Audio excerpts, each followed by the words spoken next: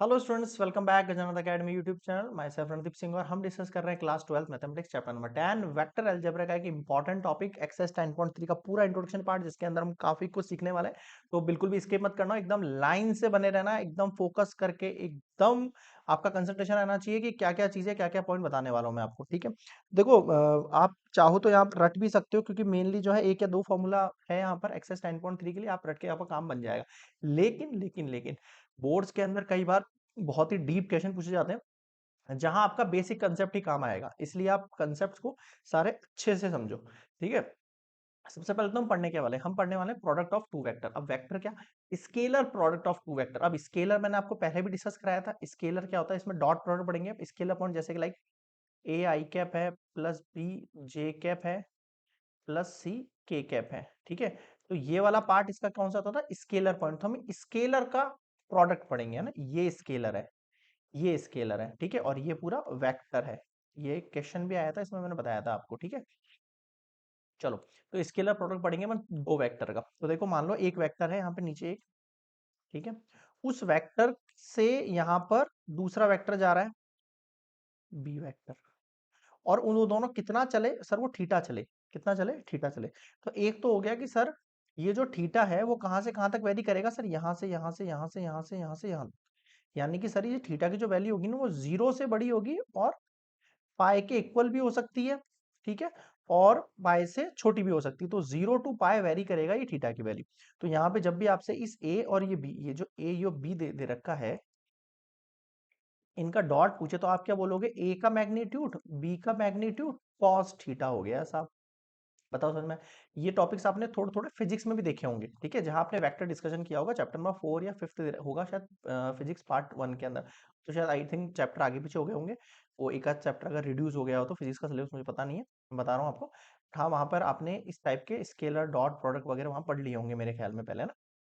ए dot B कितना हो गया आपका, ए का मैग्नीट्यूड बी का मैग्नीट्यूड और कॉस थीटा। ठीक है सर, यहाँ तक समझ में आ गया। अब आप थोड़ा सा ध्यान देना, मान लो ऐसा, इन दोनों में से ईदर ए वेक्टर और B vector equals to zero हो जाता है। मान लो ऐसा, इनमें से कोई एक क्या हो जाता है, जीरो हो जाता है। तो उस कंडीशन में आप थीटा डिफाइन नहीं करेंगे। इस केस के अंदर आपका जो ए डॉट बी है वो कितना हो जाएगा, जीरो। सर ऐसे कैसे जीरो हो जाएगा, अभी बताता हूँ। अगर इन दोनों में से कोई भी एक जीरो है तो उसका मैग्नीट्यूड निकलेगा क्या, सर नहीं निकलेगा, जीरो हो जाएगा। ये पूरी वैल्यू क्या हो जाएगी, इट बिकम जीरो। अगर ये पूरी वैल्यू जीरो हो गई तो ए डॉट बी कितना हुआ, जीरो हुआ। बताओ समझ में आया क्या। हाँ सर, ये समझ में आ गया। इस कंडीशन में आप थीटा नहीं निकाल सकते हो। समझ गए, समझ गए, समझ गए। अब ऐसे क्या क्वेश्चंस एमसीक्यू में पूछ लेते हैं कि बताओ, इधर ए और बी वेक्टर में से अगर कोई जीरो है तो आपका ए डॉट बी कितना होगा। अब आप सोचने पड़ जाओगे, सर ये क्या हो गया। ऐसी चीजें, ऐसे क्वेश्चंस का सवाल के लिए, जवाबों के लिए आपको क्या है, बेसिक कंसेप्ट पता होना चाहिए एक्सरसाइज का, कि एक्चुअल में एक्सरसाइज के अंदर क्या क्या चीजें हैं। ठीक है, फॉर्मूला हर कोई याद कर लेगा, फॉर्मूला पढ़ के क्वेश्चंस का जवाब देना बहुत आसान है, पर डीपली कंसेप्ट को समझना वो थोड़ा सा टिपिकल है, तो उसी के लिए अपन यहाँ पर है। बताओ समझ में आ गया। ठीक है सर, तो हमने फॉर्मूला याद कर लिया, A dot B equals to क्या होता है, A magnitude B magnitude cos theta. ठीक है, बुक्स में आपको सब कुछ मिल जाएगा, मैं यहाँ पे केवल उनको इलेबरेट कर रहा हूँ चीजों को। समझ में आया, ठीक है, आगे बढ़े चलो। अब इस थीटा की वैल्यू वेरी करेगी, वेरी कैसे करेगी, आ जाओ नेक्स्ट स्लाइड पर। कुछ ऑब्जर्वेशन दे रखे हैं आपके एनसीईआरटी में जो कि बहुत ही अच्छे हैं, ठीक है, उनसे अपन समझने की कोशिश करते हैं। पहला तो ए डॉट बी जो है वो रियल नंबर होता है, पता है आपको। ठीक है, ए बी कोई नॉन जीरो नंबर है, यानी कि ए वेक्टर भी नॉट इक्वल्स टू जीरो है, बी वेक्टर भी नॉट इक्वल्स टू जीरो है।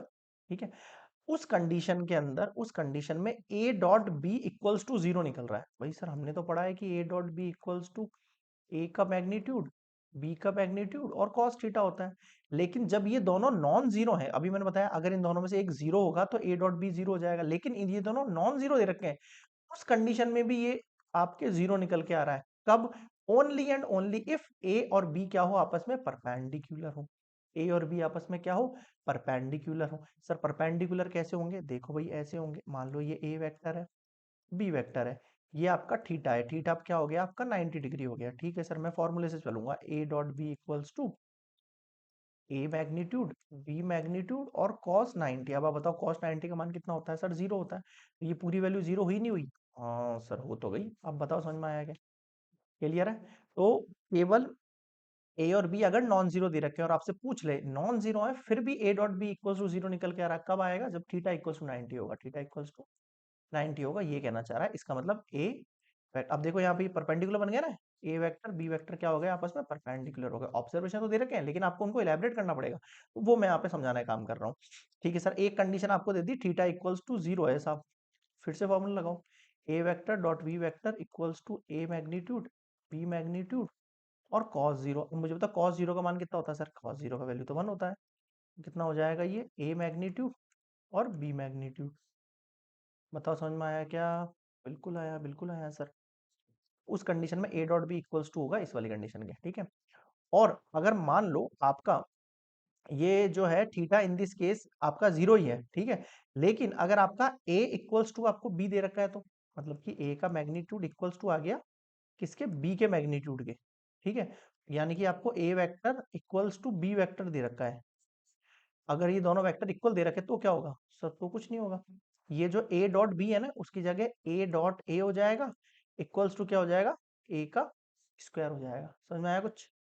ठीक है सर, आ गया समझ में। बताओ कोई डाउट है यहाँ तक? नहीं है सर, दोनों वैल्यू सेम हो तो ये हो जाएगा। ठीक है सर, एक और कंडीशन, अगर थीटा की वैल्यू पाई हो तो क्या होगा? अरे यार बिल्कुल सिंपल है यार, देखो A vector dot B vector equals to A magnitude B magnitude. अब बताओ कॉस पाई का वैल्यू कितना होता है? आपको पता है ना, कॉस 0 यहाँ होता है, पाई यहाँ होता है, कॉस पाई कितना होता है, -1। ये -1 हो जाएगा, तो A dot B equals to minus A vector और ये बी वेक्टर। अब बताओ क्या समझ में नहीं आया? हाँ सर, ये भी समझ में आ गया। क्लियर हुई रही चीजें, सारे पॉइंट समझ में आ रहे हैं। अगर कोई भी आपको एमसीक्यू में क्वेश्चन दे दे तो आप उसको इस तरीके से इलेबोरेट कर सकते हो। ठीक है, आगे बढ़े। ओके, आगे देखो। हाँ भाई, और भी बहुत सारे पॉइंट्स दे रखे हैं, समझते हैं। अब आपको एक चीज समझनी पड़ेगी, इन view of the observation 2 and 3। आपने ऑब्जर्वेशन देखी 2 और 3, कौन सी वाली ऑब्जर्वेशन? ये 2 ऑब्जर्वेशन और ये 3 ऑब्जर्वेशन देखी अपने। ठीक है सर, यहां से हम क्या समझते हैं कि म्यूचुअली परपेंडिकुलर जो यूनिट वेक्टर है आई जे के, उनके बीच में एक रिलेशन है। क्या रिलेशन है? जो आपका आई कैप और आई कैप होगा वो इक्वल होगा किसके, 1 के। जे कैप का डॉट होगा वो भी 1 होगा, और के कैप का डॉट वो भी क्या होगा, 1 होगा साहब। बताओ समझ में आया क्या? हाँ सर, ये समझ में आ गया। और जो इनका उल्टा है, आई को जब मैं जे से करूंगा तो 0 आ जाएगा, जे को के से करूंगा तो 0 आ जाएगा, के को आई से करूंगा तो 0 आ जाएगा। बताओ समझ में आएगा?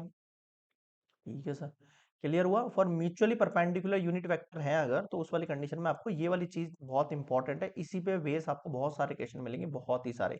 ठीक है, और आगे वाला जो एक्सेस है उसमें भी काम आएगा ये डॉट प्रोडक्ट आपका।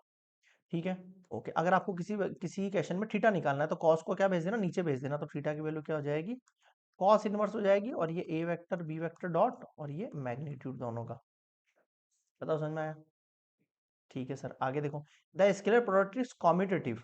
कॉम्यूटेटिव का मतलब है ए डॉट बी करो चाहे बी डॉट ए करो, बात एक ही है क्या? हाँ सर, एक ही। एग्जांपल देके समझ लो ना यार, कोई दिक्कत वाली चीज नहीं है। कोई अपना एग्जांपल ले लो, 2 आई कैप ले लो प्लस 5 आई कैप ले लो, इसको करो, चाहे 3 आई कैप प्लस 4 जे कैप प्लस 2 के कैप ले लो, इसको इससे डॉट करो या इसको इससे डॉट करो, आंसर हमेशा क्या आएगा, सेम ही आएगा। आगे बढ़े। ठीक है सर, क्योंकि वो आई आई वाला कंसेप्ट है ना, वो एक ही रहेगा दोनों के लिए। आगे बढ़े। ठीक है सर, और देखो क्या है ऑब्जर्वेशन पॉइंट। हाँ भाई, अगला कंसेप्ट की बात कर लेते हैं। ये सारा ऑब्जर्वेशन पॉइंट आ गया। अब कुछ प्रॉपर्टी है, 2 इंपॉर्टेंट प्रॉपर्टी है स्केलर प्रोडक्ट की, तो बहुत ही इंपॉर्टेंट है। समझ लो क्या है। पहली प्रॉपर्टी तो ये, अगर ए का डॉट करना है बी प्लस सी के साथ, तो आप डायरेक्टली क्या कर सकते हो, पहले ए का डॉट कर सकते हो बी के साथ, फिर आप ए का डॉट कर सकते हो सी के साथ, या फिर इसके ऑल्टर में आप पहले बी वेक्टर और सी वेक्टर का दोनों का एडिशन निकालो, फिर इसके एडिशन को ए वेक्टर के साथ डॉट कर दो। समझ में आया? दोनों एक ही वैल्यू है। ठीक है, इसको बोलते हैं distributive of scalar product over addition. ठीक है, आप इसका कोई एग्जांपल भी लेके समझ सकते हो। मान लो आप ए वेक्टर कुछ आपने वैल्यू मान ली है, बी वेक्टर कुछ वैल्यू मान लो, सी वेक्टर कोई वैल्यू मान लो, और फिर ये दोनों प्रूफ करके दिखा दो। बताओ समझ में आएगा? ठीक है सर, क्लियर है ये प्रॉपर्टी? ठीक है, ये प्रॉपर्टी 1 हो गई। और देखो, एक प्रॉपर्टी 2 भी है आपके पास, लेमदा ए के साथ। मान लो लेमदा आपके पास कोई स्केलर कोई कांस्टेंट वैल्यू दे रखी नॉन जीरो, उसको मैंने ए वेक्टर से मल्टीप्लाई किया, उसका मैं डॉट कर रहा हूँ बी वेक्टर से। अब आप चाहो यहाँ पर, चाहे तो ये वैल्यू करो, या फिर आप चाहो तो लेमदा को अलग निकाल दो, लेमदा को अलग निकाल दो और ए वेक्टर और बी वेक्टर का डॉट करो, फिर लेमदा को इनसे मल्टीप्लाई कर दो। या फिर एक काम करो, आप ए को छोड़ो, आप लेमदा को बी वेक्टर के साथ मल्टीप्लाई करके फिर इनका डॉट कर दो, मतलब तीनों में आंसर सेम ही आएगा। जब भी ऐसे प्रूफ करने पड़े आप लेट कर लिया करो, कोई भी ए वेक्टर कोई भी बी वेक्टर, और उनको एलएचएस आरएच में पुट करके देख लो, प्रॉपर्टी बन जाएगी आपकी। बताओ समझ में आएगा? ठीक है सर, क्लियर है यहाँ तक? ओके, अब मैं आपको एक पॉइंट बता देता हूँ एग्जाम्पल के तौर पे कि आपको कैसे इनका डॉट करना है। मान लो आपको दो वेक्टर दे रखे हैं, this one and this one, their scalar product आपको गिवन है ये। अब आप मुझे बताओ इसका स्केलर प्रोडक्ट क्या निकल के आएगा। मैं आंसर तो पहले ही बता दूंगा आपको वैसे तो, बट मैं करके दिखाऊंगा। देखो, सबसे पहले a1 को इससे मल्टीप्लाई करेंगे, फिर a1 को इससे मल्टीप्लाई करेंगे, फिर a1 को इससे मल्टीप्लाई, ऐसे ही करते हैं मल्टीप्लाई। हाँ सर करो मल्टीप्लाई। देखो, पहले a1 को b1 से मल्टीप्लाई किया और i, तो मैं i डॉट आई लिख रहा हूँ, ठीक है।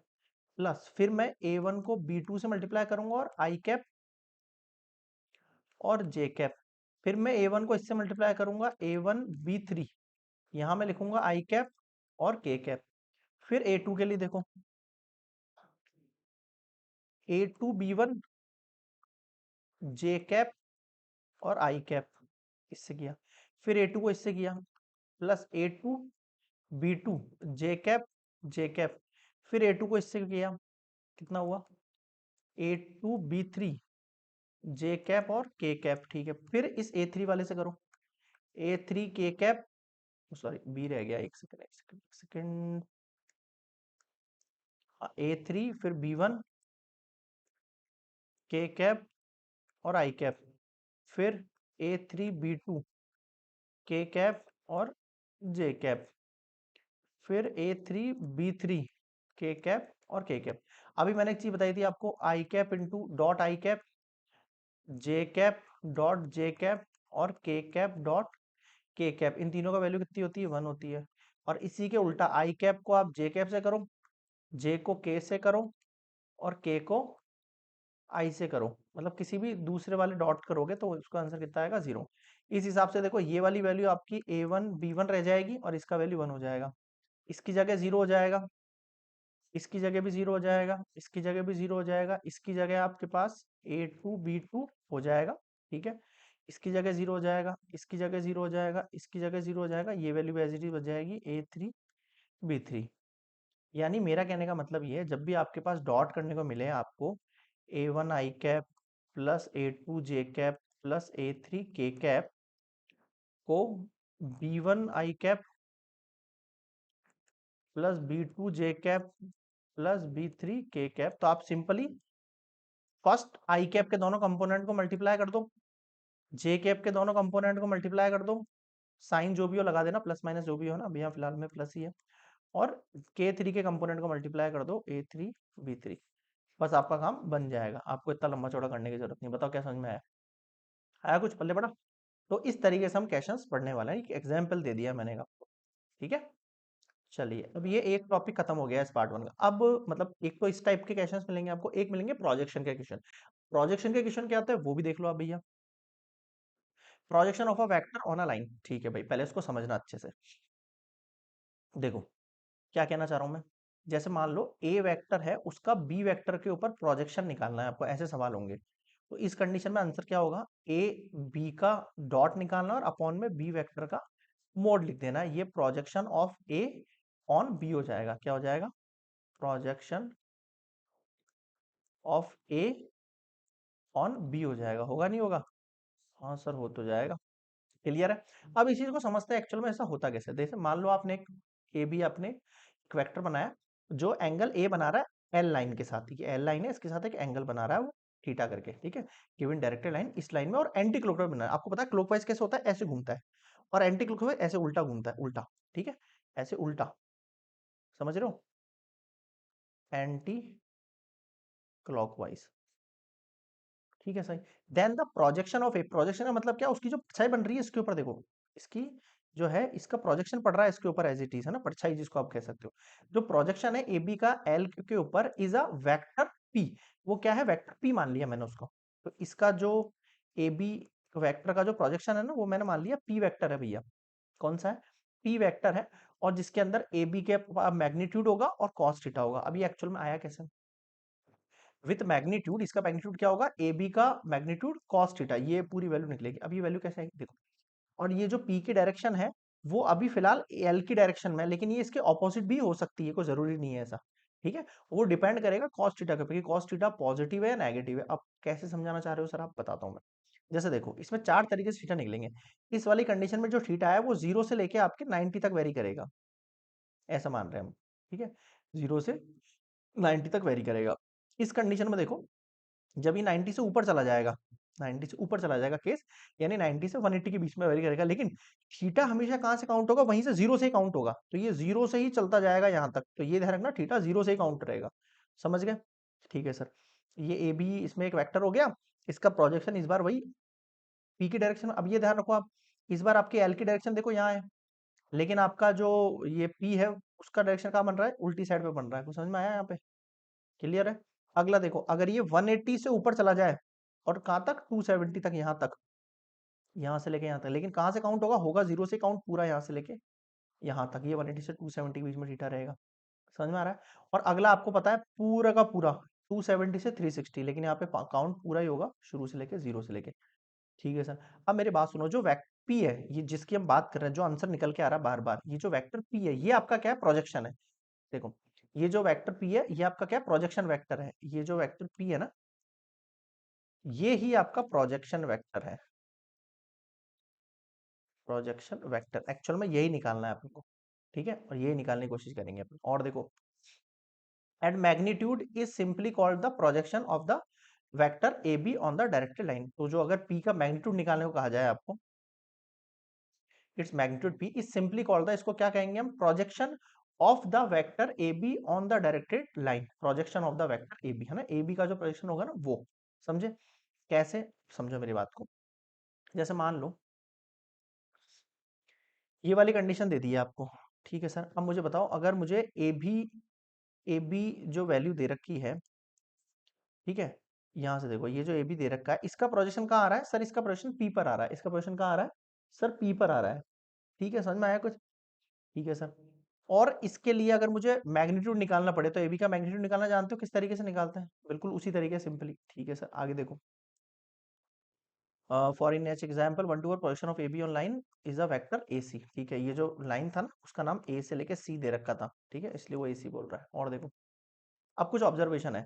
मान लो पी एक यूनिट वेक्टर है, मान लेते हैं ऐसा कि भाई पी जो है वो एक यूनिट वेक्टर निकल के आया है, उसका आंसर, यानी यूनिट वेक्टर मतलब वन निकल के आया है along the line. The projection होगा ए का on line L is given by A dot P.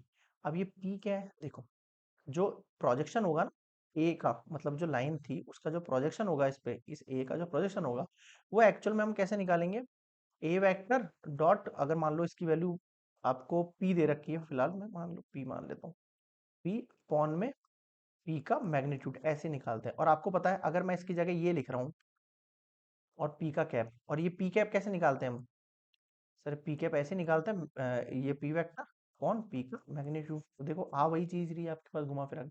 तो projection of a vector A on vector B, उसका फॉर्मूला क्या होगा, ए डॉट बी कैप, या तो ऐसे बोलो या फिर बी कैप को अपन ओपन कर सकते हैं, A vector dot B vector upon B का मैग्नीट्यूड, ऐसे ओपन कर सकते हैं। और इसको एक साथ में लिखना चाहो तो ए वेक्टर डॉट बी वेक्टर, जो मैंने आप शुरू शुरू में बताया था ना।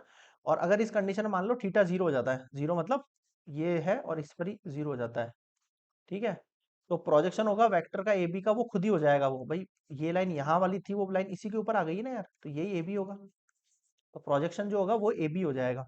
और अगर थीटा आपके पास पाए है, यानी उल्टा है, इस तरफ है, तो ये उल्टा हो जाएगा। इस बार ए बी का प्रोजेक्शन क्या हो जाएगा, बी ए हो जाएगा। तो समझ में आया? ठीक है।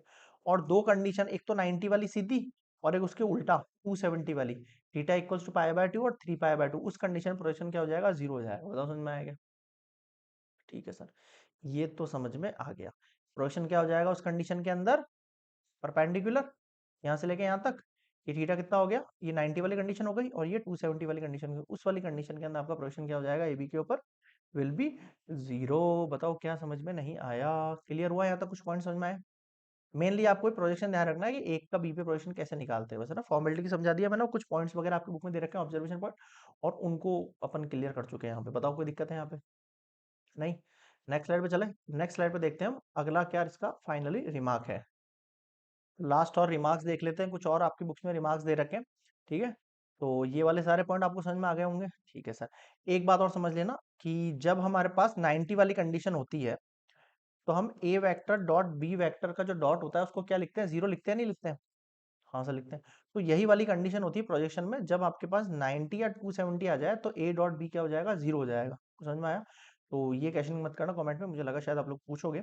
कि सर ये 90 वाली कंडीशन क्या है, तो 90 वाली कंडीशन वही है जो हमने स्टार्टिंग में 10.2 में पढ़ रही थी, है ना। तो म्यूचुअली परपेंडिकुलर वाली कंडीशन होती है ना, जहाँ पे ए वेक्टर डॉट बी वेक्टर निकालूंगा तो मैं जीरो निकल गया है, क्योंकि म्यूचुअली परपेंडिकुलर वाली कंडीशन जिसमें ए वेक्टर बी वेक्टर के क्या हो जाता है, परपेंडिकुलर हो जाता है। समझ में आया? तो यहाँ पे थीटा समझा रखा है ये वाली।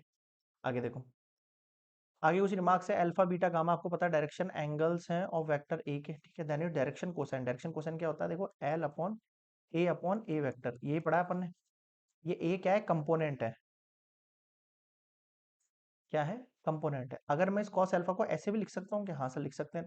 आप ए वेक्टर जो है उसको आई कैप से मल्टीप्लाई करो। अब सर होगा क्या, उससे इमेजिन करो। देखो ये जो पूरी वैल्यू दे रखी है ए वेक्टर की, अगर मैं इसको मल्टीप्लाई करता हूँ आई कैप से, तो आपके पास एक्चुअल में ए वन ही बचेगा।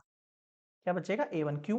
क्योंकि ए वेक्टर में ये सारी वैल्यूज हैं, और ये अगर आई से मल्टीप्लाई होंगी, आई और आई का मल्टीप्लाई तो वन हो जाएगा, ठीक है। आई और आई का मल्टीप्लाई वन हो जाएगा, और ये ए वन यहाँ बच जाएगा। और जब आई को हम इस वाले आई को हम जे से मल्टीप्लाई करेंगे तो भी जीरो बनेगा, के से करेंगे तो भी जीरो बनेगा, तो अपने आप ए वन ही कंडीशन बन के आती है।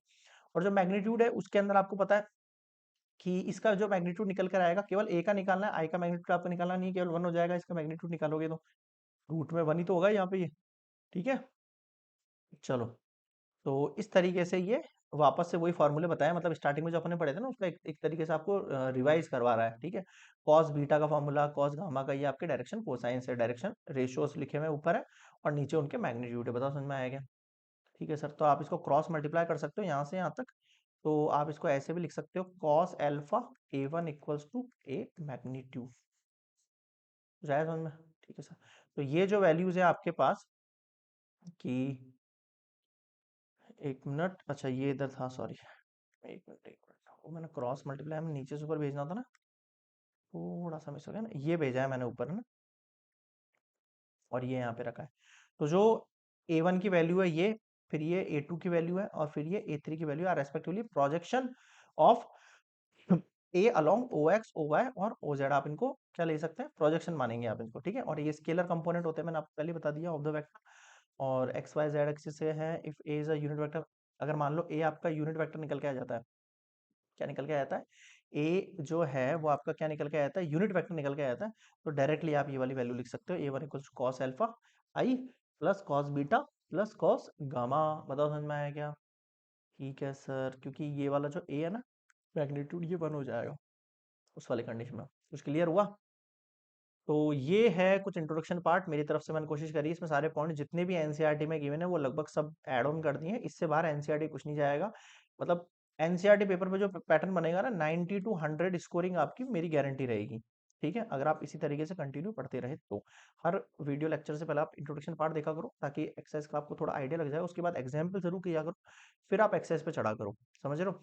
डायरेक्टली चढ़ाई करने पहुंच जाओगे ना तो कुछ नहीं है, आपका ही टाइम वेस्ट होगा उसमें ज्यादा, ठीक है। और आपके क्वेश्चंस भी यहाँ पे लेफ्ट रह जाएंगे। तो नेक्स्ट हम देखेंगे एग्जाम्पल वगैरह जो भी है, तो देखते हैं आगे क्या मिलने वाला है आगे क्वेश्चन। Okay, good bye.